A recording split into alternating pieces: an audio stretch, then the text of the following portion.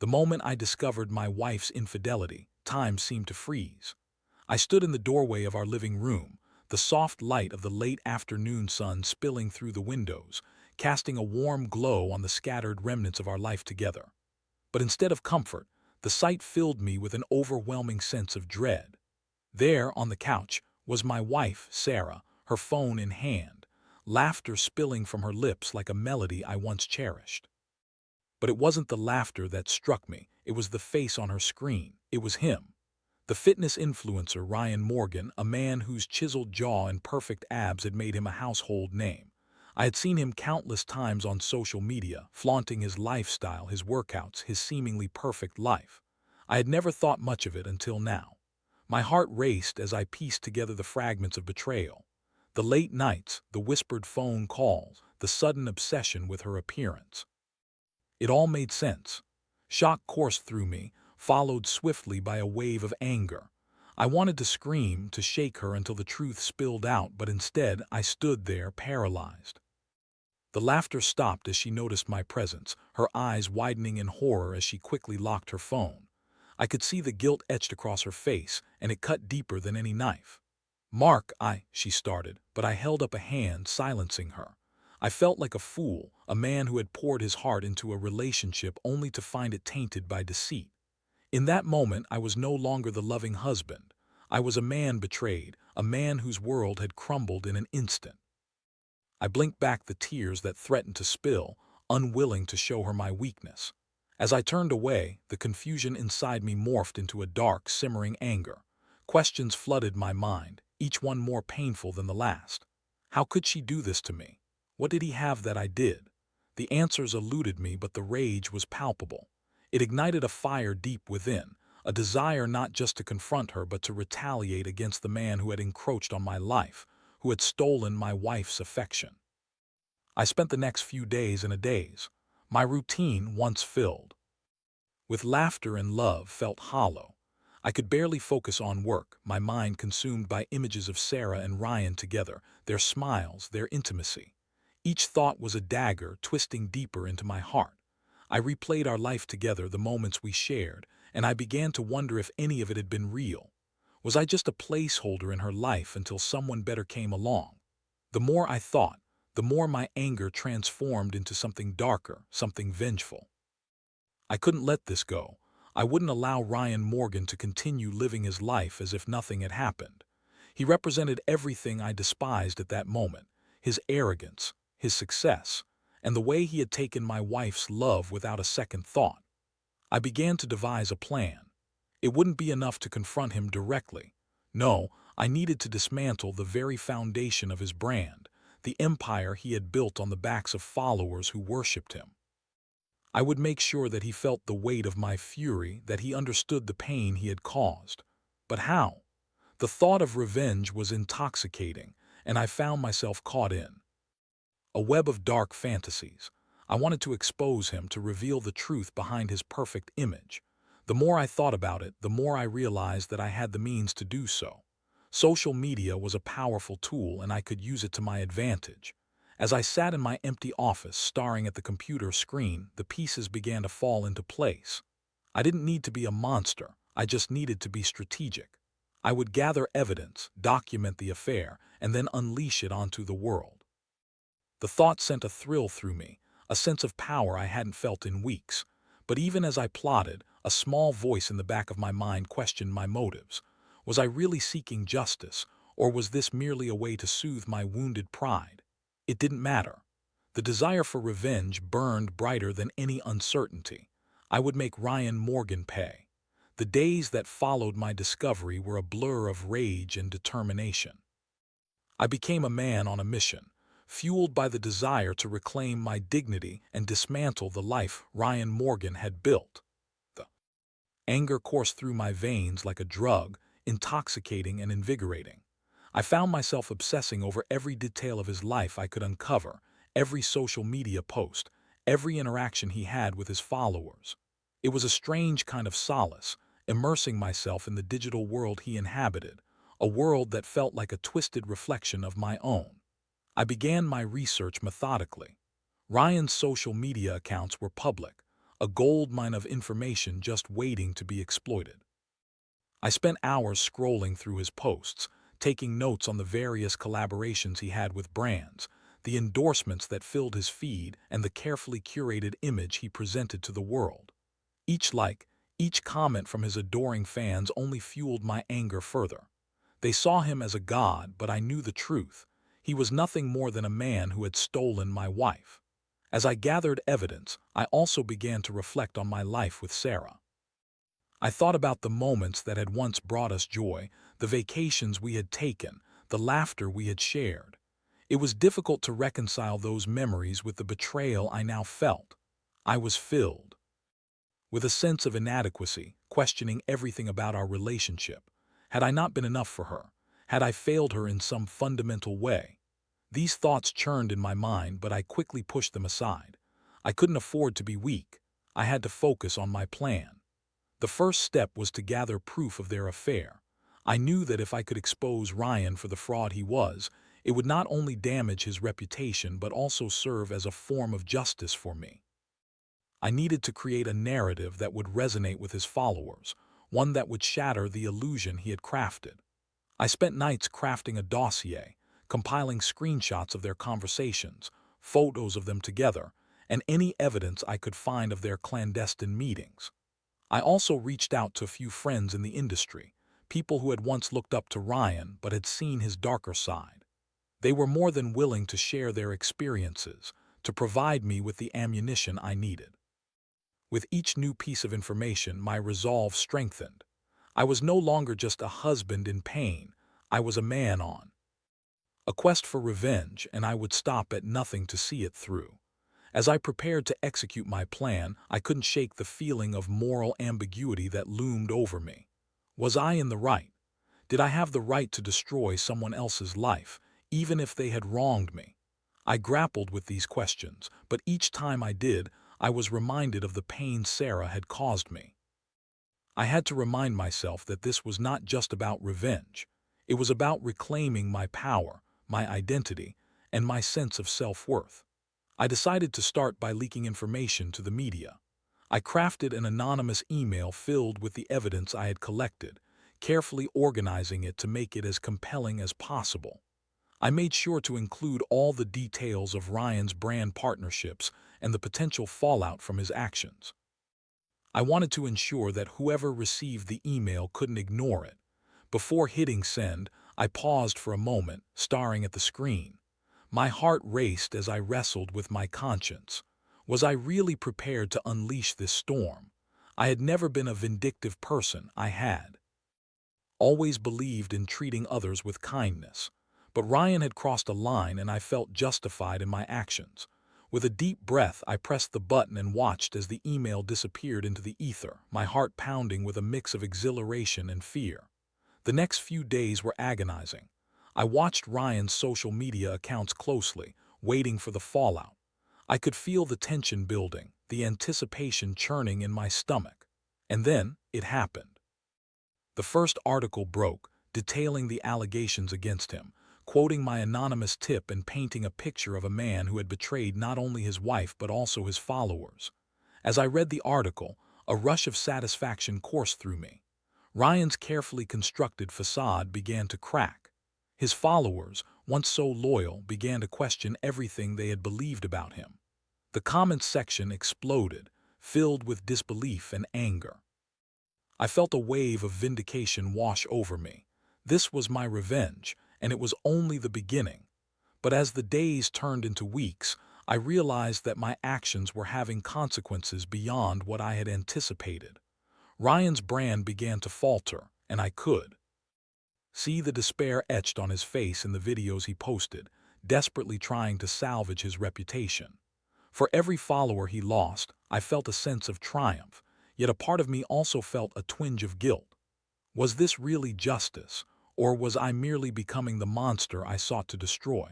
I couldn't deny the thrill of watching him squirm, but with each passing day, the excitement began to wane. I was left with the haunting realization that my revenge had not only shattered Ryan's career but had also left me in a moral quagmire. I had crossed a line and there was no going back. Now, as I sat in my dimly lit office staring at the screen, I had to confront the truth. I was losing myself in this quest for vengeance. The satisfaction I had felt was fading, replaced by a gnawing emptiness. In my pursuit of revenge, I had become consumed by darkness. The whirlwind of Ryan's downfall was intoxicating. Articles continued to surface, each one more damning than the last. His carefully curated image, once polished and pristine, was now marred by scandal and betrayal. Social media erupted with hashtags calling for accountability, and I watched in a mix of satisfaction and dread as his followers began to turn against him. The very people who had once idolized him now questioning their loyalty. But as the days turned into weeks, the initial thrill began to fade, replaced by a creeping sense of unease. I had imagined that watching Ryan's empire crumble would fill the void left by Sarah's betrayal, but instead, it left me empty. I pored over the comments and discussions online, reveling in the chaos I had helped create. Yet, with each passing day, the reality of what I had done settled heavily on my shoulders. I was no longer just a husband seeking justice. I had become a puppet master, pulling strings and orchestrating a downfall that left me feeling more isolated than ever. I began to confront the consequences of my actions. Each article that painted Ryan in a negative light also cast a shadow over my own morality. I had crossed an ethical line, and while I felt justified in my anger, I couldn't shake the feeling that I was losing a part of myself in the process. I had once been a man defined by love and trust, and now I was a man defined by vengeance and betrayal. Sarah had been watching the fallout too, her expressions shifting from shock to guilt to something I couldn't quite place. The tension in our home was palpable, a suffocating silence that hung in the air like a storm cloud. I could see the regret in her eyes, but I wasn't interested in her remorse. I was too consumed by my own anger to care about her feelings. One evening, we found ourselves in the kitchen, the silence stretching uncomfortably between us. I was preparing dinner, chopping vegetables with a ferocity that left them in uneven pieces. Sarah leaned against the counter, her gaze fixed on the floor, avoiding my eyes. The tension was thick enough to cut with a knife. "Mark, we need to talk," she finally said, her voice barely above a whisper. "About what?" I snapped, the anger bubbling to the surface. "About how you betrayed me, about how you chose him over me." "Please just listen," she pleaded, her voice trembling. "I know I messed up, I was wrong, and I'm so sorry, but what you're doing to Ryan, it's not right." I spun around to face her, my heart racing. "Not right? He took you from me, Sarah. He doesn't deserve to get away with this." "That's not the point," she shot back, her eyes flashing with defiance. "You're tearing him apart, and for what? To make yourself feel better. This isn't justice, Mark, it's revenge, and it's consuming you." Her words struck me like a slap. I wanted to argue, to defend my actions, but deep down I felt the truth of her statement. I was no longer the man I had been. I had become someone driven by anger, a person I didn't recognize. "Maybe he deserves it," I said, my voice low and dangerous. "Maybe he should feel the pain he's caused. Or maybe you should be focusing on us," she countered, her voice softening. "What we had, what we can still have if you let go of this anger. We can work through this, but not like this." Her plea hung in the air, and for a moment I considered it. Could I really let go of the revenge? Could I forgive her? The thought filled me with a sense of dread. I wasn't ready to forgive, I was still too hurt. "I don't think I can," I finally admitted, my voice barely above a whisper. "Not now, not after everything." The conversation ended there, both of us retreating to our corners, the silence stretching on like an unbridgeable chasm. I felt trapped, caught between the desire for revenge and the longing for the life I had once known. Days passed, and Ryan's downfall continued to unfold. He released a statement denying the allegations, but it was too late. The damage was done. His followers had turned against him, and his brand began to collapse. I watched with a mix of satisfaction and guilt as his carefully constructed world crumbled.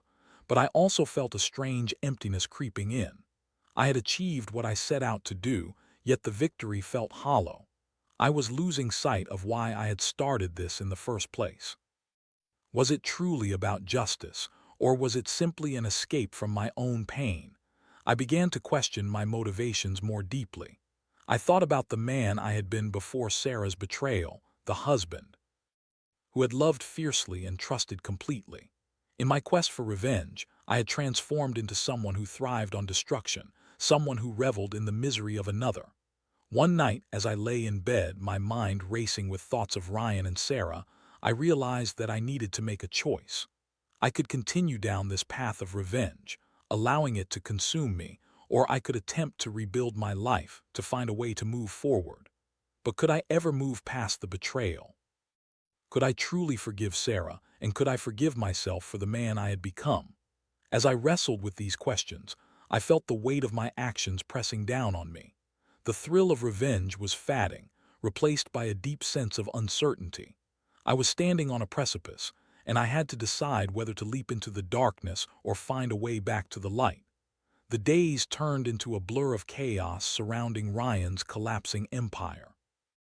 The media frenzy had reached a fever pitch, and it was almost surreal to watch. I had ignited a firestorm, and the flames were consuming everything in their path. But with each passing article, each new wave of backlash against him, I felt a growing sense of unease within myself. I had wanted to see him suffer, but now that it was happening, it felt as if I was losing a part of my own humanity in the process. I spent hours scrolling through social media, watching the comments flood in. Fans who had once praised Ryan were now calling for his downfall, demanding accountability, and expressing their anger at being deceived. My heart raced with a mix of exhilaration and dread. I was the puppet master behind this chaos, and while it felt powerful, it also felt profoundly wrong. Sarah and I had barely spoken since our last confrontation. The silence between us was suffocating, punctuated only by the sound of the television in the background, where news anchors dissected Ryan's every move. I could see the toll it was taking on her. She was a shadow of the vibrant woman I had married, her spirit dimmed by the weight of our shared betrayal. I felt anger and pity, but mostly confusion. I didn't know how to reconcile the love I once felt for her with the pain she had caused me. One evening, as I sat in the living room, the glow of the television casting long shadows, I caught Sarah staring at me from the kitchen. Her expression was unreadable, a mix of concern and guilt. I felt a surge of anger at the sight of her, a reminder of everything I had lost. "Mark," she began, her voice trembling, "can we talk?" I turned to her, crossing my arms defensively. "What's there to talk about? You've already said enough." "Please just hear me out," she pleaded, stepping closer. "I know I messed up and I understand why you're doing this, but I can't stand by and watch you destroy someone else's life, even if he did hurt us." "Us?" I scoffed. "You mean you hurt us, Sarah. You chose him over me." "I know," she said, her voice rising in frustration. "But this, what you're doing to Ryan, isn't going to fix anything. It's only going to make things worse. You're losing yourself in this anger, Mark. You're not the man I fell in love with." Her words struck a nerve. I felt the weight of her gaze, the earnestness in her eyes, and for a moment I wanted to believe her. But then the memory of her betrayal surged forward, drowning out any flicker of hope. "You don't get to lecture me about love," I snapped. "You threw that away the moment you decided to sleep with him." "Maybe I did," she admitted, her voice breaking. "But that doesn't mean I want you to become someone you're not. I want to help you, Mark. I want us to get through this together." I felt a wave of conflicting emotions crash over me. Part of me wanted to reach out to forgive her, but the other part was still too raw, too wounded. "I don't know if I can," I finally said, my voice low. "I don't know if I can forgive you, or even if I want to try." The silence that followed was heavy, filled with unspoken words and unresolved feelings. I could see the tears welling in her eyes, and for a moment I felt a flicker of empathy. But it was quickly extinguished by the flames of my anger. I turned away from her, the weight of her presence suffocating me. In the days that followed, I continued to monitor Ryan's downfall, but the thrill of it had faded. He was losing endorsements, his followers were abandoning him, and his brand was disintegrating before my eyes. But each time I saw a new article, I felt less like a victor and more like a spectator in a tragedy. I had orchestrated this chaos, yet it felt as if I were the one being consumed by the flames. One night, as I lay in bed staring at the ceiling, I heard Sarah's soft voice from the other room. She was talking to someone on the phone, her words muffled but laced with emotion. I strained to listen, my heart racing as I tried to decipher the conversation. It was clear she was upset, and my mind raced with possibilities. Was she talking to Ryan? Was she still in contact with him? The thought sent a surge of jealousy and anger coursing through me.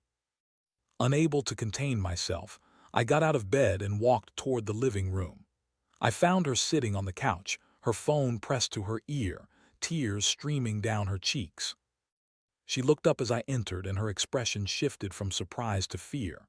"Mark, who are you talking to?" I demanded, my voice rising. "Is it him? Are you still in contact with Ryan?" "No, it's not what you think," she exclaimed, her voice shaking. "I swear I was just what?" I interrupted, my anger boiling over. "What could you possibly have to say to him?" "I was talking to a friend," she explained, desperation creeping into her voice. "Someone who knows Ryan. I wanted to see if I could help him to fix things." "Fix things?" I echoed, incredulous. "You want to help him after everything he's done?" "I want to help you both," she cried, her voice breaking. "But you're too blinded by anger to see it. This isn't going to end well for any of us." Her words hit me like a slap. I had been so consumed by my desire for revenge that I hadn't considered the fallout for either of us. I felt a flicker of doubt creeping in. Was I really doing the right thing? "Maybe you're right," I said slowly, my voice trembling. "Maybe I've lost sight of what really matters." The truth of her words hung in the air, heavy with possibility. I could feel the walls I had built around myself beginning to crack. Maybe I needed to step back, to reevaluate my actions before it was too late. But just as I began to entertain the thought of reconciliation, my phone buzzed on the table beside me. I picked it up to see a notification from a news app, and my heart sank. The headline screamed at me: "Fitness influencer Ryan Morgan's career in jeopardy. Allegations of infidelity and deception." The article detailed the fallout from the scandal, but what caught my eye was a new revelation. Ryan had been involved in several questionable business practices, and the fallout was beginning to spiral out of control. My heart raced with a mix of satisfaction and dread. I had set this in motion, but now it felt like it was spiraling beyond my control. I looked at Sarah, the realization dawning on me that I was not just hurting Ryan. I was also hurting myself and potentially Sarah as well. I had to make a choice. I could either continue down this path of destruction or find a way to regain my humanity. The revelation about Ryan's questionable business practices sent a shockwave through me. I had initiated a chain reaction that was now spiraling out of control, and the weight of it pressed down on me like an anchor. The thirst for revenge that had once fueled my actions was now mingling with a growing sense of dread. I was no longer just the wronged husband. I was a man who had unleashed chaos, and I could feel the repercussions echoing back to me. In the days that followed, I found myself in a constant state of internal conflict. Every time I checked the news, there was another article detailing Ryan's missteps, another layer of his life being peeled away. It was exhilarating and horrifying all at once. I had wanted to see him suffer, to watch his empire crumble, but now I couldn't shake the feeling that I was losing a part of myself in the process. The thrill of vengeance was fading, replaced by a gnawing sense of guilt. Sarah and I continued to dance around each other, the tension thickening with every passing day. I could see how much she struggled with the fallout of my actions, and it pained me to witness her torment. Yet I was still too angry to reach out. I was trapped in a cycle of bitterness and resentment, unable to break free. One evening, as I sat alone in the living room, I received a text from one of my friends in the industry. He had been following the Ryan situation closely and had some news. I opened the message and my heart sank. "Mark, you need to see this. Ryan's being investigated for fraud. This could get really ugly." I felt a sickening knot form in my stomach. I had wanted to see Ryan's career end, but I had never wished for this. An investigation meant legal trouble, potential criminal charges, and a public spectacle that would leave no one unscathed. I had set out to ruin a man's reputation, but I hadn't considered the collateral damage. The thought of Ryan facing legal consequences sent a shiver down my spine. I had to confront the reality of what I had done. The next morning, I woke up early, my mind racing. I needed to talk to Sarah. I could no longer live in this limbo of anger and resentment. I couldn't let my thirst for revenge dictate my life any longer. I found her in the kitchen, pouring herself a cup of coffee. She looked up, and the moment our eyes met, I knew I had to be honest. "Sarah, we need to talk," I said, my voice steady but heavy with emotion. "About what?" she asked, her brow furrowing with concern. "About Ryan. About everything," I replied, taking a deep breath. "I've realized that what I've done has gone too far. I wanted revenge, but now I see the consequences of my actions. I can't keep doing this. It's eating me alive." Her expression softened, and for the first time in weeks I saw a glimmer of hope in her eyes. "I'm glad you're saying this," she said, her voice trembling. "I've been worried about you, about us. I don't want to lose you, Mark." "I don't want to lose you either," I admitted, my heart racing. "But I can't keep holding onto this anger. It's destroying me. I thought that taking down Ryan would somehow fix everything, but it hasn't. It's just made things worse." We stood in silence for a moment, the weight of our shared pain hanging in the air. I felt a flicker of connection between us, a reminder of the love we had once shared. "What do we do now?" I asked, my voice barely above a whisper. "I think we need to find a way to make amends," she replied, her eyes searching mine. "Not just for ourselves, but for Ryan too. He may have hurt us, but I don't want to be the person who revels in his downfall. We have to do something." I felt a surge of uncertainty. "What do you mean?" "I don't know," she said, her voice steadying. "But maybe we can reach out to him, try to help him in some way.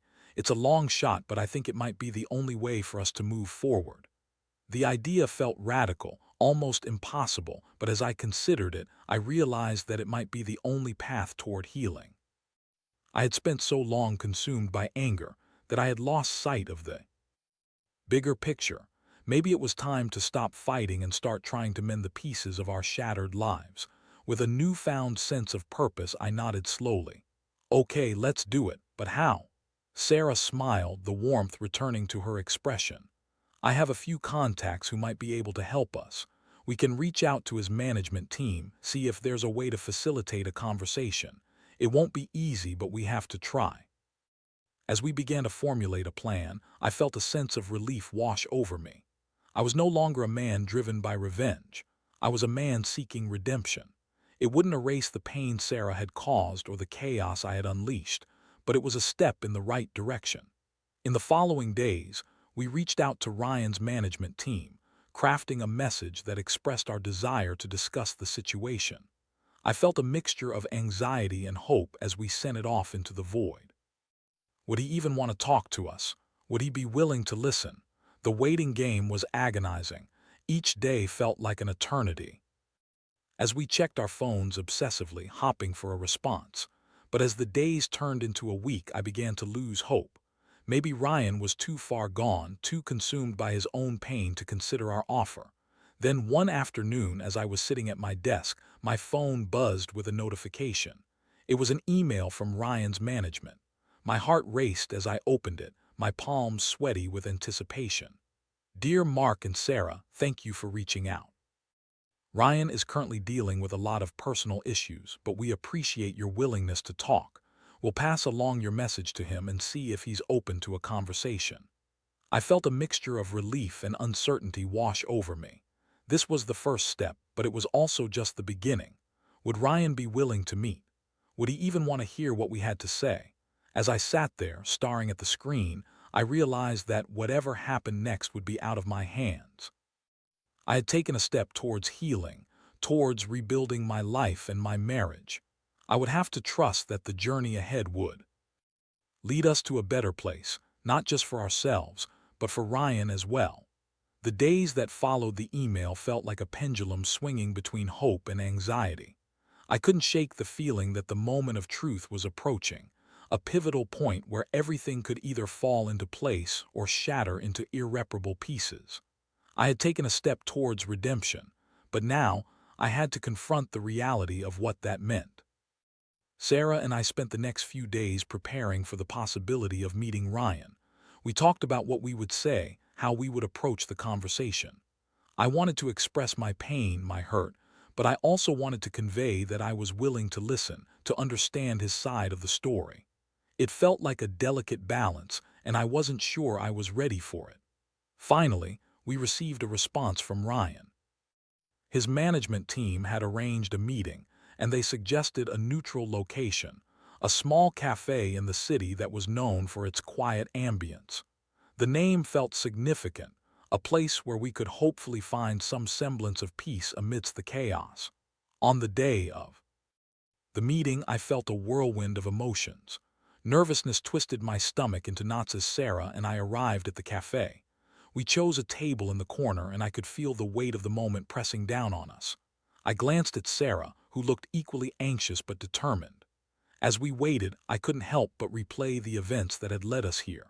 The betrayal, the anger, the revenge. It all felt like a distant memory now, a shadow of the man I had been. I was stepping into a new chapter, one where I hoped to reclaim my humanity. When Ryan walked in, I barely recognized him. The once confident fitness influencer looked haggard, his eyes sunken and weary. He scanned the room before locking eyes with us, and for a brief moment I saw a flicker of vulnerability in his expression. He approached our table slowly, and I could feel the tension in the air. "Mark, Sarah," he said, his voice hoarse. "Thanks for meeting with me." "Thanks for coming," I replied, trying to keep my voice steady. We exchanged awkward pleasantries, and I could sense the weight of unspoken words hanging between us. Finally, I took a deep breath and decided to break the silence. "Ryan, I think we need to start by addressing what happened. I'm sure there's a lot we all want to say." He nodded, his gaze shifting between us. "I know I messed up. I hurt both of you, and I'm sorry. I never intended for things to go this far.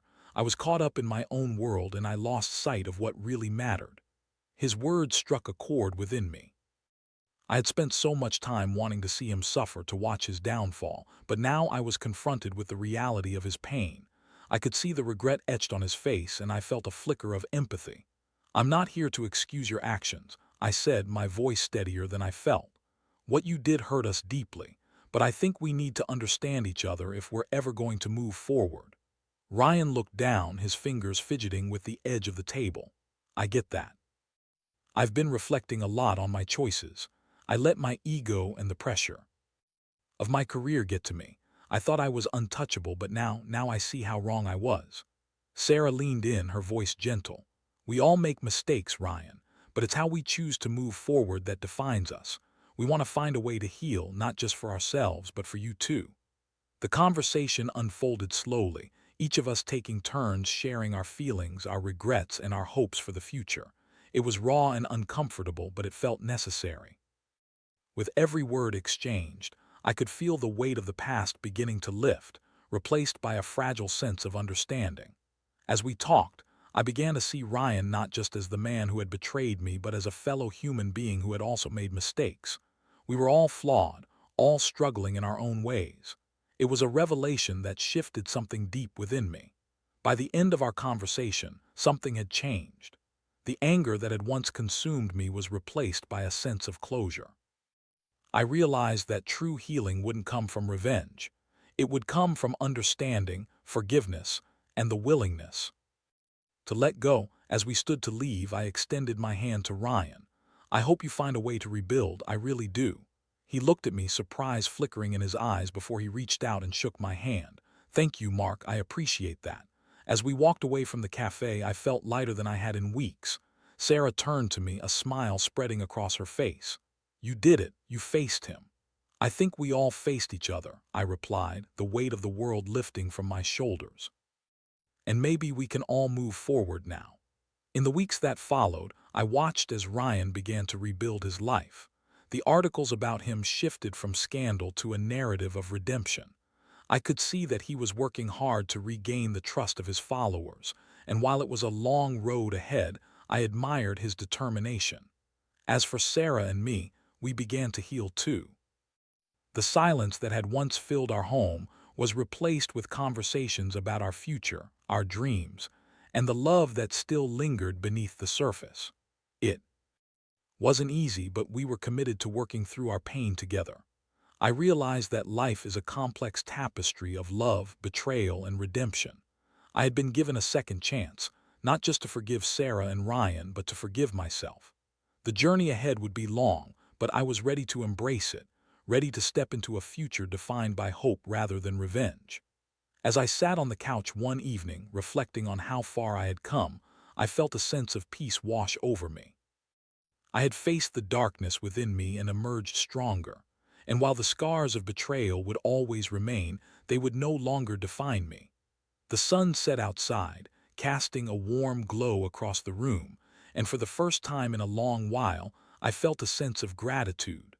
Life would go on, and I was ready to embrace whatever came next.